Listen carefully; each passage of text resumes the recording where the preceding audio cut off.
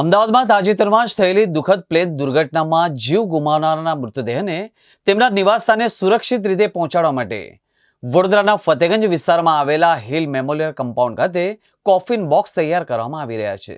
અમદાવાદમાં તાજેતરમાં જ થયેલા દુઃખદ પ્લેન દુર્ઘટનામાં જીવ ગુમાવનારના મૃતદેહને તેમના નિવાસસ્થાને સુરક્ષિત રીતે પહોંચાડવા માટે વડોદરાના ફતેગંજ વિસ્તારમાં આવેલા હિલ મેમોરિયલ કમ્પાઉન્ડ ખાતે કોફિન બોક્સ તૈયાર કરવામાં આવી રહ્યા છે।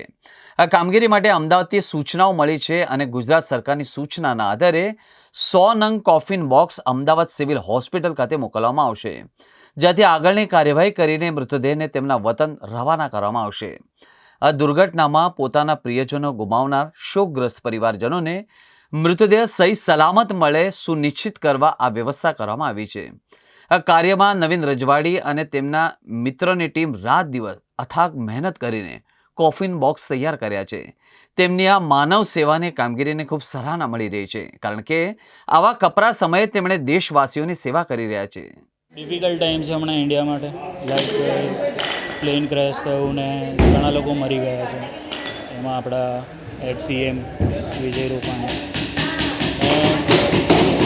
જે લોકો મરી ગયા છે એ લોકોને એમના વતન પહોંચાડવા માટે જે સેવા જોઈતી હોય એ અમે લોકો એમને આપી રહ્યા છે। એર ઇન્ડિયા તરફથી અમને કોલ આવ્યો હતો કે અમને કોફિન બોક્સની રિક્વાયરમેન્ટ છે અને એ અમે એમને પૂરું પાડી રહ્યા છે। કેટલા બન્યા છે, કેટલા મોકલવાના છે? હજુ અમે લોકો ગઈકાલ રાતથી, બિકોઝ રાત્રે જ્યારે ઓર્ડર કન્ફર્મ થયો ત્યારે અમારી પાસે રો મટીરિયલ લાવવા માટેનો સમય નહોતો, દુકાનો બંધ થઈ ગઈ હતી, પણ સમહાઉ અમે લોકોએ મેનેજ કર્યું કે જે કોન્ટેક્ટ્સ હતા દોડાઈને અમે લોકો કે રો મટીરિયલ લાવી શકીએ, એનાથી અમે લોકો હમણાં સુધી 20ની આસપાસ બનાવવા તૈયાર થઈ ગઈ છે। વડોદરાના 27 જણા છે, શું કહેશો, શું વડોદરા માટે બી બહુ દુઃખદ ઘટના થઈ છે, જેમ તમે કહી રહ્યા છો 27 લોકો